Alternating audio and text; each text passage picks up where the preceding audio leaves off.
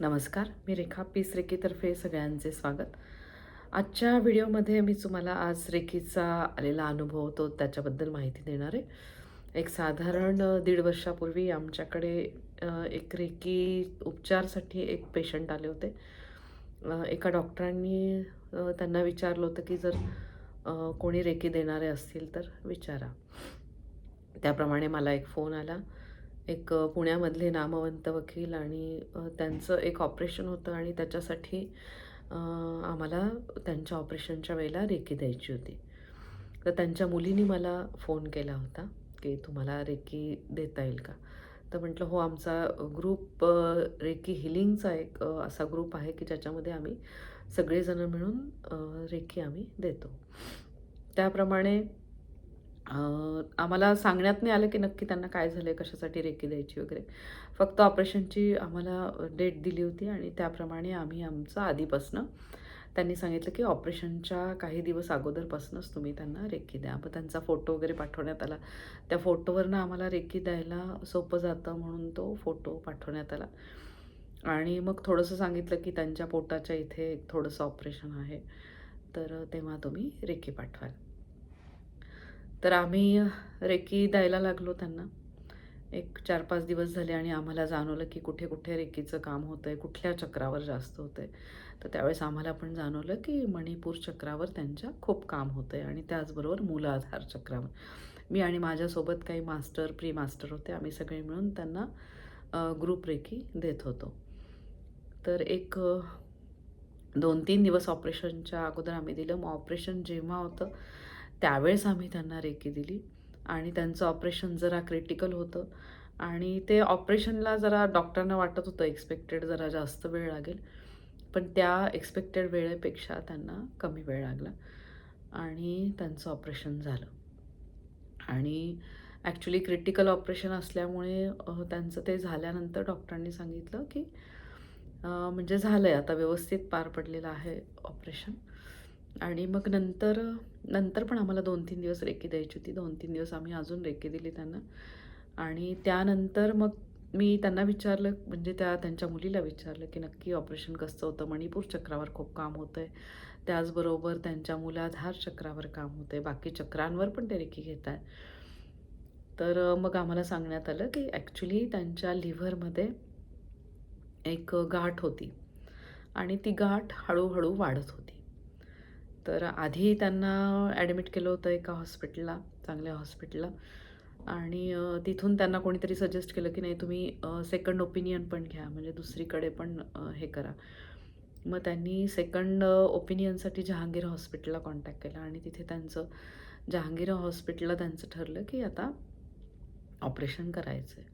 आणि मग त्या ठिकाणी निर्णय घेऊन त्यांना त्या हॉस्पिटललाच त्यांचं ऑपरेशन झालं आणि त्यावेळेस त्या जहांगीर हॉस्पिटलच्या काही डॉक्टरांनी सांगितलं होतं, की रेकी जर कोणी देत असेल तर विचारा. ऑपरेशनच्या वेळेस रेकी द्यावी लागेल. तर ऑपरेशन क्रिटिकल असं होतं, की मग मी विचारलं, की नक्की मग काय केलं म्हणजे त्या याच्यासाठी? कारण मणिपूर चक्रावर तर रेकी खूप घेतली त्यांनी.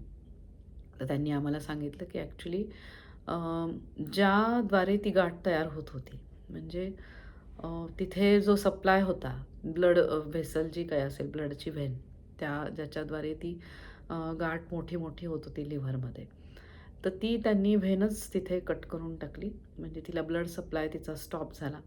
ब्लड सप्लाय स्टॉप झाल्यामुळे आपोआपच ती गाठ आता हळू कमी होणार होती.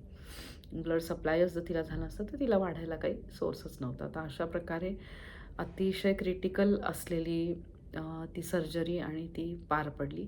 त्याच्यानंतर त्यांच्या मुलीचा पण इतका विश्वास तयार झाला, की त्यानंतर आम्ही जवळपास ते हॉस्पिटलमध्ये ॲडमिट होते तोपर्यंत आम्ही त्यांना रेकी दिली 8-10 दिवस जवळपास.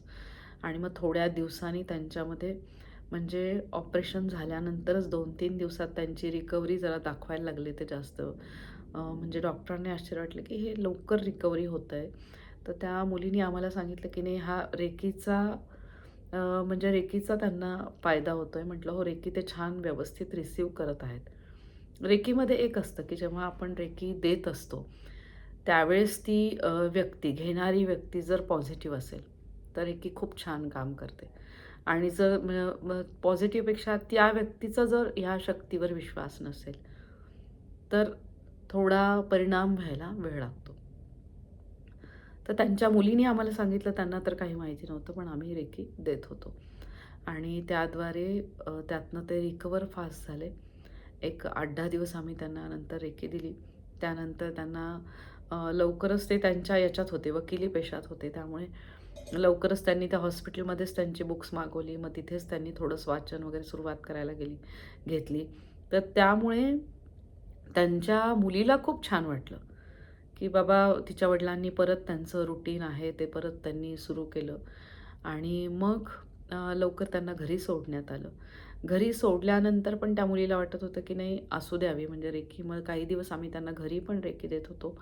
आणि जेव्हा डॉक्टरांनी सांगितलं एक 20 दिवसांनी वगैरे, की नाही आता ही is absolutely normal, there is no problem.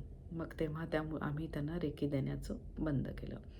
आणि असं हे क्रिटिकल ऑपरेशन आणि त्यावेळेस त्या रेकीचा उपयोग म्हणजे रेकीमधले पारंपरिक चिन्ह हे अतिशय प्रभावी आहेत.